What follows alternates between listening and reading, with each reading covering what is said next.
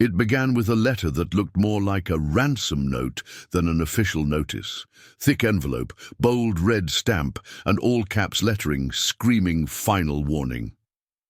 Inside was a demand from the Homeowners Association, cold and unapologetic. The narrator had apparently committed a long list of so-called violations: grass an inch too high, mailbox paint a shade too faded, a driveway that wasn't uniform with neighborhood aesthetics. But none of that compared to the line at the bottom of the notice. The HOA claimed damages and fines totaling exactly $1 million. It was absurd, insulting, and deliberately crafted to terrify. No ordinary homeowner could possibly pay such a sum, but the HOA thrived on fear. It was their favorite weapon.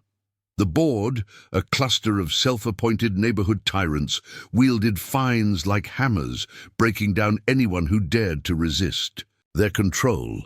And now they had chosen a new target. The first reaction wasn't anger, it was disbelief. Surely this had to be some kind of clerical mistake. But when the narrator flipped through the packet, page after page outlined infractions, dating back years. The HOA accused them of everything from improper fence height to unauthorized outdoor lighting. Each petty offense came with a stacked fine, late fees, compounded interest, and legal threats. By the time it was tallied, the number stretched into 7 figures. The message was clear: surrender or be crushed. Neighbors whispered about it, too afraid to openly support. Everyone had seen what the HOA was capable of. Foreclosures, lawsuits, even seizing homes. Most residents lived under a silent agreement to comply and keep their heads down. But this time, something felt different. This wasn't just about an overgrown lawn or a cracked sidewalk. This was an attempt to destroy someone. At first, there was temptation to ignore it, throw the letter in the trash, pretend it didn't exist, and wait for the storm to pass. But deep down, there was a nagging instinct. The HOA's confidence came from something. They wouldn't throw out a number that outrageous unless they thought they had leverage. And if they thought they could push this far, they wouldn't stop until they had taken everything.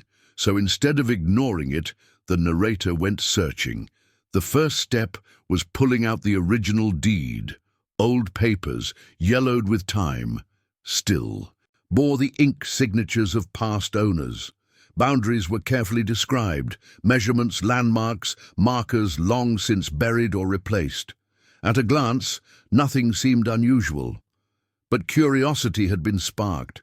Something about the way the HOA described the violations hinted at a broader claim. They weren't just targeting one house, they were targeting land. That led to the county office, where dusty drawers and digital archives stored decades of property records. Hours turned into days, scrolling through maps, plats, and surveys that stretched back to when the subdivision was nothing more than farmland. The deeper the research went, the more inconsistencies began to surface. Property lines that shifted slightly, easements drawn in ways that didn't match the HOA's claims, and boundaries that seemed misplaced. The strangest part was the clubhouse. Every HOA prided itself on one, a community jewel with meeting halls, a pool, and tennis courts. But when the old plats were compared with modern surveys, the location of the clubhouse didn't quite align. Its foundation, its parking lot, and even parts of its surrounding lawn all extended into an area marked under a different parcel. That parcel number didn't belong to the HOA. It belonged to the narrator. At first, it seemed impossible. Could it really be that the HOA had built their crown jewel on land they didn't even own? The thought was outrageous. But the more maps were pulled, the more deeds were read, the more certainty formed. Line after line of legal description confirmed the same conclusion: the clubhouse wasn't HOA property. It sat squarely within the boundaries of private land, land that had never been transferred, never sold, never given away. And if that were true, then everything the HOA thought it owned, the pool, the courts, the meeting rooms, was built on a foundation of theft. The $1 million fine suddenly didn't seem so intimidating. If anything, it was laughable, because now the narrator held a weapon far stronger than threats and fees: proof. But proof was only powerful if used correctly. Charging headfirst with accusations would give the HOA time to prepare, to twist the story, to fight back with their army of lawyers. The smarter move was patience. Gather every scrap of evidence, every certified copy, every surveyor's mark. Let the HOA think their intimidation had worked, while quietly building an arsenal that could take them down. The letter that had arrived in the mail wasn't the end. It was the spark. What the HOA had meant as a crushing blow had only lit a fire that would consume them. And as the narrator packed away the old deeds and marked the strange property lines in bold red ink, one thought echoed louder than all the rest. The HOA had made the biggest mistake of their existence, because the land beneath their precious clubhouse didn't belong to them. It belonged to the very person they had just fined $1 million, and soon they were going to find out exactly what that meant. The discovery gnawed at the edges of every thought. It was too incredible to leave as a half-formed theory, so the narrator set out to prove it beyond any doubt. The first step was getting certified copies of every relevant record. County offices might have been designed to confuse the average person, but with persistence, patience, and a stack of small fees for document requests, the truth began taking physical shape. The deeds told a story that spanned decades. Long before the HOA existed, the land had been a patchwork of fields and pastures. The subdivision's developer had purchased parcels in stages, carving out streets and cul-de-sacs as sales grew. But tucked away in the fine print was an overlooked remnant, one parcel that was never sold, never transferred, never surrendered. That parcel carried forward with each new set of owners, and in the most recent transfer, it became part of the narrator's property. The problem was, the HOA had treated the land as its own. Somewhere along the line, they either ignored the plat maps or assumed the lines could be redrawn at will. Their pride and joy, the clubhouse, the pool, and the surrounding lawns, had been placed directly on that overlooked patch. It was arrogance or ignorance, but either way it was theft hiding in plain sight. To strengthen the case, a licensed surveyor was called in. The man was seasoned, gruff, and methodical. He carried equipment that looked half like science fiction and half like military gear. Stakes were driven, lasers mapped angles, and markers were compared against old plats. Hours passed in the hot sun as he paced across lawns, sidewalks, and the edges of the clubhouse itself. By the end of the day, the surveyor confirmed what the old deeds had already whispered. The clubhouse was on the wrong land. When the official survey arrived in crisp, stamped pages, the weight of reality set in. The building wasn't just brushing a corner of the property line. It was sitting dead center on land that didn't belong to the HOA. The swimming pool, too. Even the tennis courts. It was as if the HOA had taken someone else's living room and furnished it with chandeliers, then acted surprised when the owner walked in. Still, evidence wasn't enough. Strategy mattered. So the narrator began studying the HOA's behavior, watching how they operated with other neighbors. It was a pattern of intimidation. They thrived on scaring people into submission. They sent warnings, racked up fines, and made people too exhausted to fight back. But beneath their confidence was a weakness. They assumed no one had the resources or will to challenge them. That weakness was about to be tested. The narrator didn't reveal the discovery right away. Instead, they allowed the HOA to keep pressing forward with threats. More notices arrived, each one more aggressive than the last. One claimed that failure to pay would result in lien and foreclosure proceedings. Another warned of escalating legal costs. Each envelope that landed on the doorstep only strengthened the plan, because the HOA didn't realize they were digging their own grave with every new letter. The neighbors, meanwhile, began to buzz.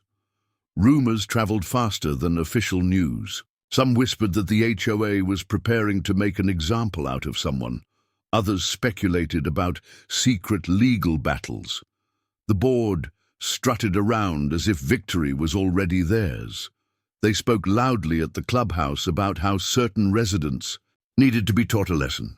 They didn't know that the very ground beneath their smugness didn't belong to them.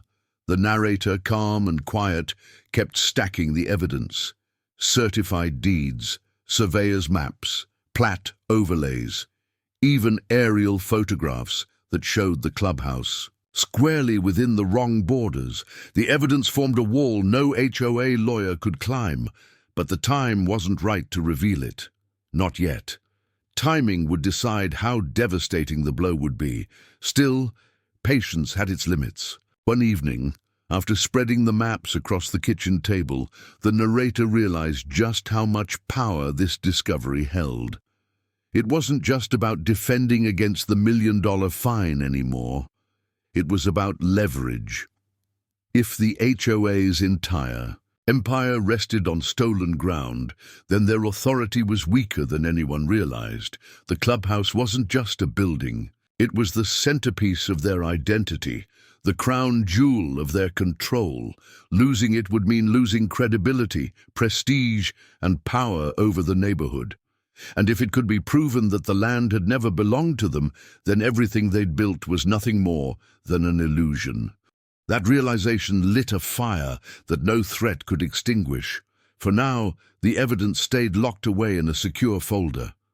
But the narrator knew the day was coming when it would be unveiled, and the HOA would be forced to confront the truth they'd buried under arrogance and concrete. The $1 million fine they had thrown like a weapon was about to backfire in a way they never could have imagined, because the land under their beloved clubhouse wasn't theirs, and when that truth was revealed, the HOA's empire would start to crumble. The HOA did what it always did when challenged. It doubled down. The letters stopped looking like routine notices and began to resemble full-blown legal threats. They arrived thick and heavy, stuffed with jargon designed to intimidate, stamped with words like urgent, final demand, and foreclosure notice. Each packet carried a new layer of threats, warnings, and financial traps. According to the board, the debt was not only enforceable, but also growing by the day. The sum ballooned beyond the original $1 million. Late fees, compounded interest, and administrative costs stacked until the total resembled something out of a corporate lawsuit. The HOA's arrogance dripped from every line. They believed they had already won. They believed their victim would panic, break down, and beg for mercy. But the narrator didn't panic. They watched. Every letter was carefully filed, every notice scanned, every ridiculous demand tucked neatly into a binder. Each document, rather than causing stress, became ammunition. The HOA thought they were tightening the noose. What they were really doing was handing over proof of their bullying and overreach. Behind the scenes, the board grew louder and bolder. At meetings inside the clubhouse, the very clubhouse perched on stolen ground, they spoke openly about making an example of non-compliant residents. They bragged about how no one had ever beaten them in court. They thrived on the fear that spread across the neighborhood whenever a new victim was targeted. But this time, their target wasn't afraid. This time, their target had something none of the others had. Leverage. Neighbors noticed too. Whispers spread down sidewalks and across backyards. People wondered why the narrator wasn't crumbling under the HOA's weight. Some thought maybe there was money hidden away, or a secret legal strategy. The truth was far simpler but far more powerful. The narrator wasn't resisting with empty defiance. They were resisting with fact, with proof, with the kind of evidence that could tear the HOA down to its foundation. The board didn't know it yet, but every threat they sent only pushed the narrator closer to unleashing that proof. Still, strategy mattered. Charging too early could backfire. If the HOA knew what evidence existed, they would fight tooth and nail to twist the narrative, to bury the truth in red tape and lies. But letting them grow arrogant, letting them believe they had full control, that was how to win. So the narrator stayed silent. Outwardly, nothing changed. The lawn was cut, the house was kept, the lights stayed on. Inwardly, however, preparations were underway. Copies of deeds were certified again. Surveyors' reports were notarized. A legal contact quietly reviewed the documents and confirmed their validity. Every angle was being covered so that, when the time came, the HOA would have no escape. And still, the letters kept coming. One demanded immediate payment or the initiation of foreclosure. Another threatened to restrict access to neighborhood amenities until fines were settled. Another warned of lawsuits that would bankrupt and permanently damage the homeowner's future. The HOA, in its arrogance, was stacking threats higher and higher, never realizing that the ground beneath them was hollow. The irony wasn't lost. Each time the narrator drove past the clubhouse, they couldn't help but think of the looming truth. Board members strutted in and out of its glass doors, confident in their power, not knowing the very building they met in didn't belong to them. They held meetings in a hall they didn't own. They issued fines from a property that wasn't theirs. Their empire was nothing more than a house of cards balanced on stolen land. The narrator knew that soon the right moment would come. The right letter, the right threat, the right push that would justify the counterattack. And when it came, the entire neighborhood would see the HOA for what it really was. A group of bullies playing landlord on land that never belonged to them. That moment arrived late one Friday evening. Another envelope landed on the doorstep. This one wasn't just a warning, it was a demand for foreclosure proceedings. The HOA intended to take the house. They intended to throw someone out of their own home over a fabricated debt of $1 million. That was their final play, their ultimate weapon. But they didn't realize it was also the moment they triggered their own downfall. The narrator sat down at the kitchen table, spread the foreclosure notice beside the certified surveys and deeds, and began drafting a letter. Not a letter of fear, not a plea for mercy, a letter of revelation. It was time to show the HOA exactly what they had built their empire on, and who really held the power. The $1 million fine had been their weapon. Now, it would become their undoing. The morning after the foreclosure threat arrived, the neighborhood woke to quiet anticipation. The HOA had made its boldest move yet, and everyone assumed the target would finally crumble. That was their pattern. Push, threaten, intimidate, and then swoop in to claim victory. But this time, the silence that followed wasn't defeat. It was preparation. The narrator's letter went out the very next day, delivered both by certified mail and hand-delivered, to the HOA board president's mailbox. It was written in crisp, professional language, nothing emotional, nothing desperate. The tone was calm, measured, and devastatingly clear. Attached to the letter were copies of certified deeds, plats, and surveys. Line by line, the letter explained how the HOA's beloved clubhouse, pool, and tennis courts sat squarely on land that did not and had never belonged to the HOA. The letter ended with a simple statement. Any further attempt at harassment or foreclosure would be met not just with defense, but with a legal counterclaim for trespass and unlawful use of private property. For the first time, the HOA found themselves on the receiving end of fear. The board scrambled.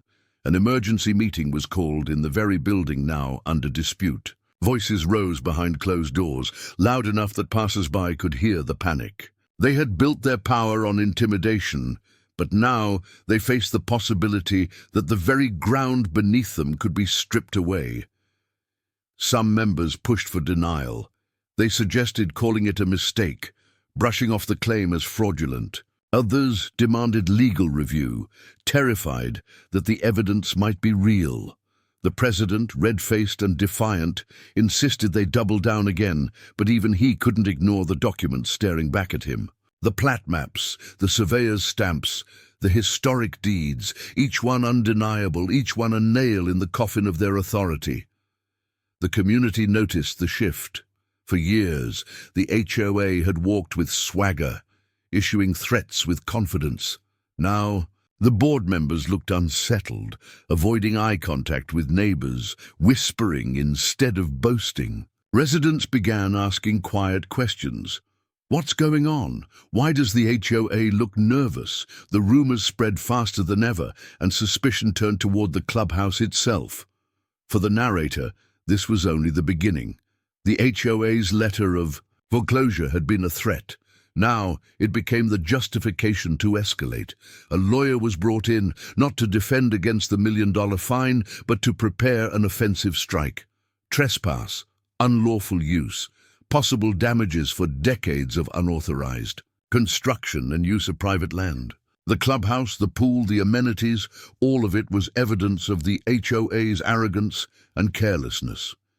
The HOA, desperate to regain control, tried one last trick. They sent another letter claiming the narrator's documents were invalid and that the clubhouse land had been transferred by implication. It was a flimsy, desperate claim, and it collapsed under scrutiny. Property law didn't bend to implication. Ownership wasn't erased by assumption. The deeds were clear, and the surveyor's reports unshakable.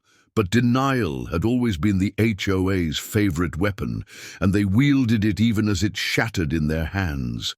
They demanded more meetings, more time, more opportunities to confuse the issue, but the truth couldn't be buried anymore. The evidence was too solid, and the narrator too prepared. The tension grew unbearable. The neighborhood split into factions, those who still supported the HOA out of fear of change, and those who quietly hoped the narrator would win. Many had suffered under the board's heavy hand. They wanted to see justice, but they were too afraid to say it aloud. Every family had its own story of unfair fines, sudden threats, or bullying notices. Now they saw someone standing firm against it all, and they waited anxiously for the outcome.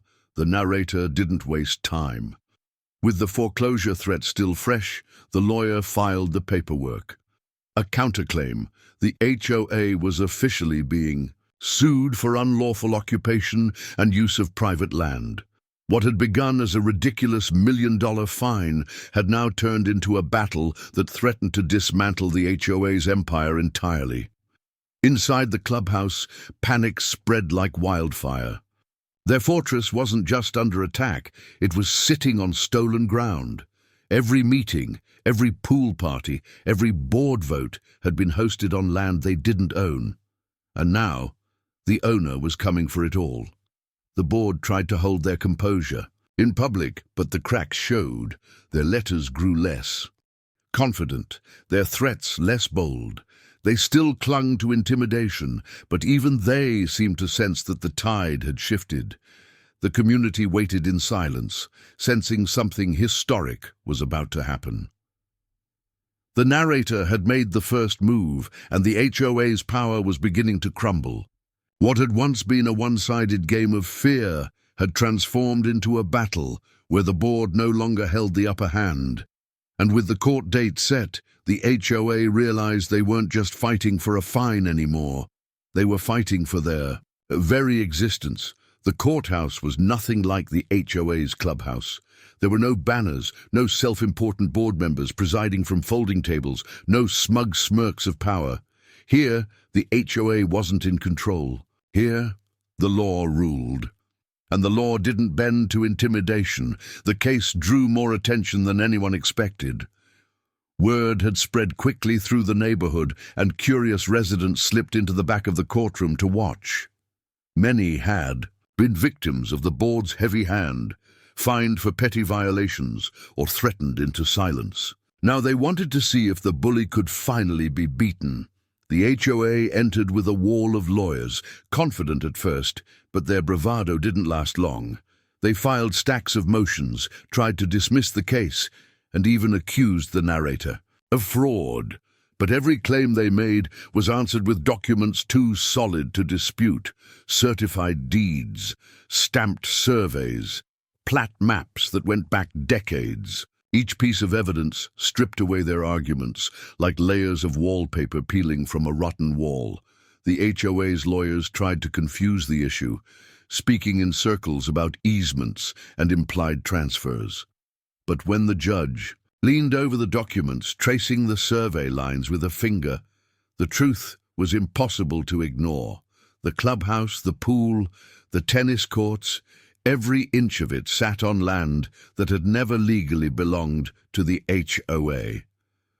The courtroom shifted. Residents in the gallery exchanged glances. Some smiled for the first time in years. The aura of invincibility the HOA had worn like armor began to crack. Their empire, built on arrogance and intimidation, was unraveling in front of everyone. Board members, usually so loud and commanding, sat pale and silent. Their president, the loudest of them all, fidgeted nervously as the judge questioned their claims. Each time he tried to interject, the judge cut him short. This wasn't an HOA meeting where shouting the loudest meant victory. This was the law, and the law didn't recognize arrogance as evidence. The narrator sat calm and collected. There was no need for dramatics, no need for outbursts. The documents spoke for themselves. Years of research, surveyors' reports, and official certifications laid out the truth plainly. The HOA had built their pride and joy on land that wasn't theirs. And worse, they had tried to weaponize that theft to destroy the very person who owned it. The HOA's case collapsed further when their own witnesses faltered. A former developer admitted under questioning that the parcel in question had never been properly transferred. A surveyor hired by the HOA was forced to concede that the official county plat maps supported the narrator's claims. Piece by piece, the foundation of their defense crumbled until there was nothing left. By the second day of testimony, it was clear where the case was heading. The HOA's lawyers grew desperate, filing last-minute motions, begging for delays, even suggesting mediation. But the narrator wasn't interested in compromise. For years, the HOA had ruled with fear. Now they would face accountability. The judge's closing remarks were firm and unflinching. The evidence was clear. The land beneath the clubhouse, pool, and amenities did not belong to the HOA. It belonged to the narrator. The $1 million fine, invalid. The foreclosure threats, unlawful. The entire campaign of intimidation, built on a foundation of lies. The ruling would come in writing, but the message was already loud enough. The HOA had lost. As the gavel struck, the courtroom filled with a strange mix of silence and energy. Neighbors walked out whispering, some smiling with relief, others stunned that the untouchable board had finally been humbled. The board members themselves left quickly, avoiding eye contact, their power slipping away with each step. The narrator knew the fight wasn't entirely over. There would be paperwork, filings, and appeals to navigate. But the hardest part was done. The HOA's empire of intimidation had been shattered in front of its own community, and with the final ruling still to come, one question lingered heavier than all the rest. What would happen to the clubhouse? The crown jewel of the HOA's power, when the court officially handed it over to its rightful owner. The final ruling arrived weeks later, sealed in an official envelope that carried far more weight than any HOA notice ever could. The judge's decision was clear, precise, and devastating to the board.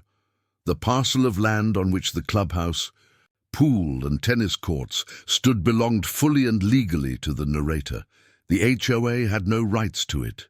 Their claims, their fines, their threats, all invalid. The $1 million fine was wiped away with the stroke of a pen. But the ruling went further. The HOA was found liable for trespass, unlawful occupation, and years of unauthorized use of private property. Damages were awarded, legal fees were ordered, and the cherry on top, the entire clubhouse, with every brick, tile and pool ladder, was now under the narrator's ownership. The neighborhood buzzed as the news spread. For years, the clubhouse had been the symbol of the HOA's control. Board members strutted in and out of its glass doors like kings and queens, issuing fines and decrees as though it were their throne room. Now the throne had been taken, and it belonged not to the HOA, but to the very person they had tried to destroy. The board tried to keep face, whispering about appeals and technicalities, but their voices carried no weight anymore. The community had seen them stripped bare. In court, their arrogance was gone, their confidence shattered. Even those who once supported them out of fear began to distance themselves. The aura of untouchable power was gone, replaced with embarrassment and silence. The narrator walked through the clubhouse for the first time after the ruling, not as a guest, not as a resident borrowing space, but as the owner. Every echoing footstep through the hallways was a reminder of how far things had come. From $1 million fine meant to crush them, to complete control over the building that had once symbolized the HOA's dominance. Neighbors peeked in, some timid, some curious. For the first time, the building felt open, not like a fortress reserved for the board's inner circle. People whispered congratulations, shared their own stories of mistreatment, and admitted what many had long suspected. The HOA had always gone too far. Now finally, someone had stood up to them and won. The board, cornered and humiliated, had little choice but to resign. One by one, they stepped down, leaving behind their titles, their petty authority, and the empire they had tried to build. Without the clubhouse, without the illusion of power, they were just neighbors again, ordinary, stripped of the fear they once commanded. The irony was almost too perfect. They had fined someone $1 million. They had tried to take away a home. They had used threats, intimidation, and arrogance to push their will. And in the end, they had lost everything that gave them power, all because they had built it on land that wasn't theirs. The narrator never had to raise their voice, never had to resort to the same bullying tactics the HOA thrived on. They let the truth do the work, and the truth was stronger than any fine, any notice, or any empty threat the HOA could send. In the months that followed, the neighborhood began to change. Without the board breathing down their necks, residents felt freer. The clubhouse, once a symbol of fear, became something new under its rightful owner, neutral ground, free from intimidation, a reminder that no one was above the law. The $1 million fine was forgotten. What people remembered instead was the downfall of the HOA. They remembered how quickly arrogance had turned to panic, how the board's empire had collapsed once the truth was revealed. And they remembered the lesson that spread far beyond one neighborhood. When power is built on stolen ground, it only takes one person willing to fight back to bring it all crashing down. The HOA had sent $1 million fine, but in the end, they lost their crown jewel, the clubhouse itself, and the neighborhood would never look at them the same way again.